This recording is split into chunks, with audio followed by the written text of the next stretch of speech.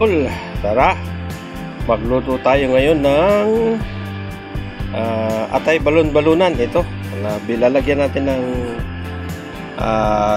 mga siling pula, siling dilaw at saka siling green. Yan yung ating mga ingredients. Tapos may kamatis tayo dito isa, sibuyas, may luya, bawang, isang pusong bawang. Yan po. Ito po na yung ating balunan. Pinalambot ko na yan. Yan. Hiwa-hiwain ko na lang yan. Tapos yung atay natin, pinaano ko na din ito. Hinalabasan ko na din ito. Ayan. Ayan. Ayan. Ayan. Yung atay natin. Ayan. Tara.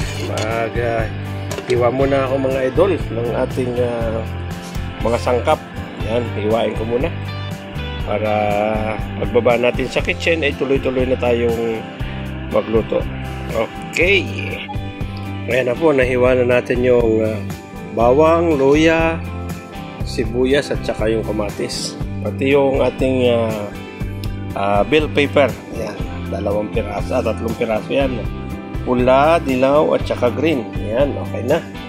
I-prepare natin ito. At saka yung iba pa nating sangkap, i-prepare ko pa po para magluto na tayo sa ating kitchen. Ayan, okay.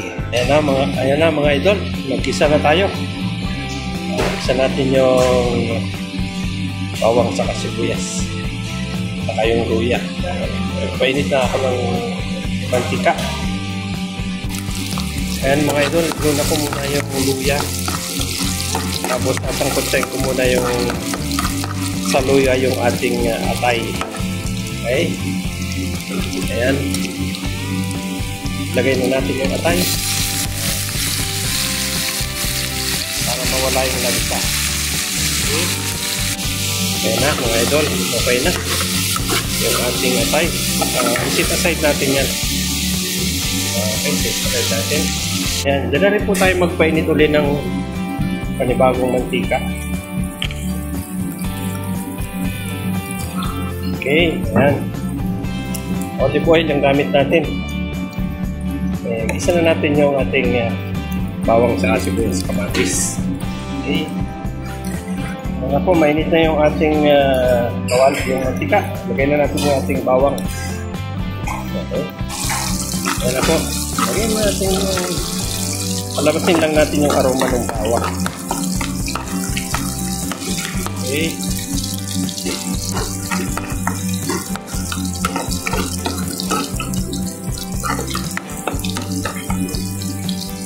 Yan, sinunod ko na po yung sibuyas. Ayan. Okay.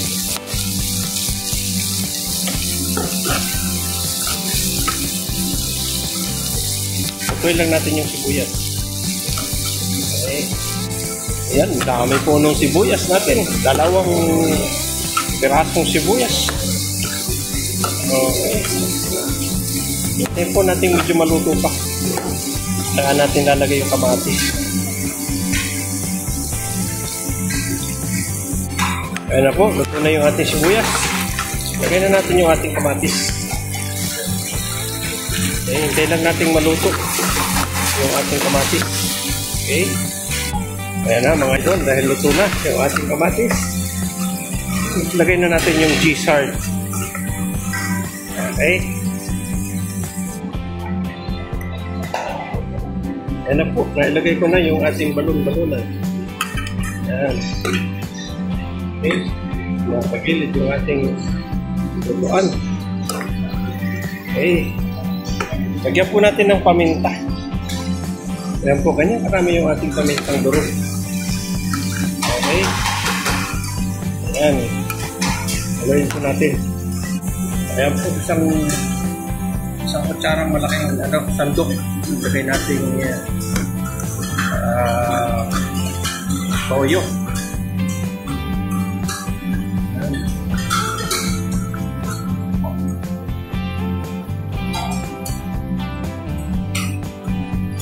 Lagyan po natin ng cornstarch para malapot.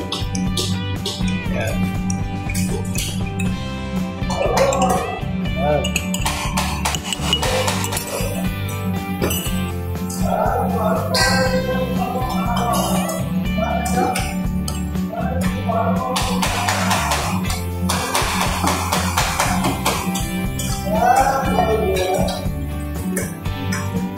Lagyan din po natin ng oyster sauce.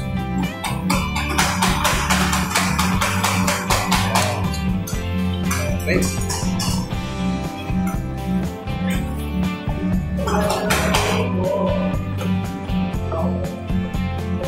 Kinain lang natin yung ating apoy. Okay. Ano po, lagyan na natin yung daon ng laurel.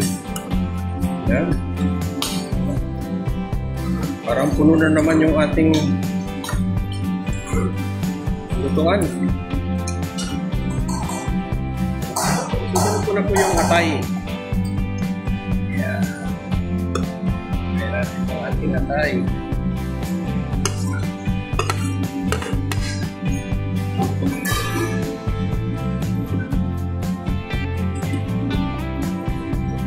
Yan.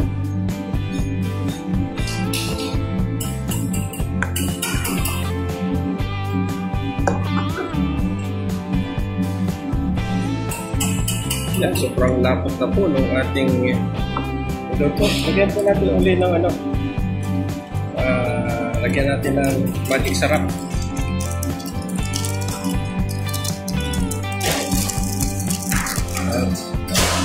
Okay. Then po natin kumulo. Saka natin ilalagay yung ating bell pepper. Okay. Ayan na po mga idol. Lalagay na natin yung ating ano. Lagay na natin yung ating bell pepper. Pulo. Super puno po yung ating kuwan. Ayan. Okay.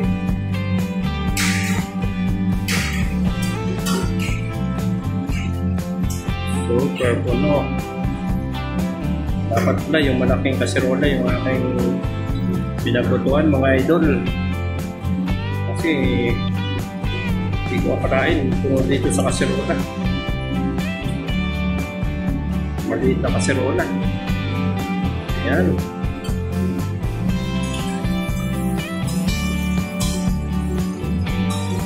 Overload na naman mga idol yung ating sinarsahang. Okay.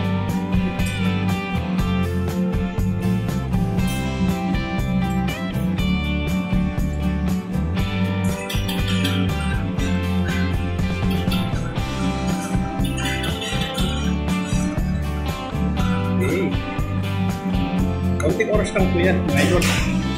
Maluluto na yung ating bell pepper.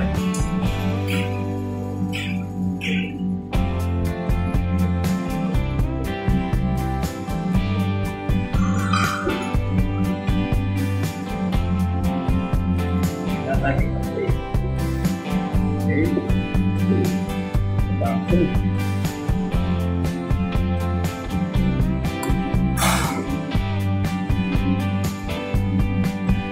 takpan muna po natin para pantay yung pagkaluto sa ating bell pepper.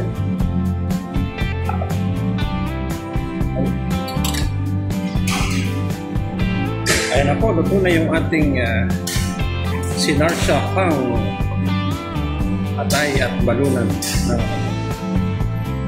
Okay. Ayan na po. Okay na po yan. Ayan. Ayan na po mga idol, yung ating nalutong sinarsahang atay balunan ng manok. Ayan, ito na po. Oh. Ayan, ito. Tara. Tikman po natin. Magpapak tayo ng ating ulam. Papapakin lang po natin to. Eh, di man tayo masyadong kumakain ng kanin. Ayan. Okay, tikman natin.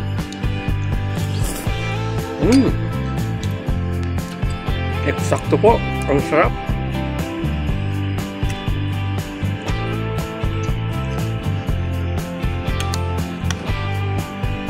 Hanggang dito na lang po at maraming salamat sa inyong suporta sa aking YouTube channel. Bye-bye! God bless!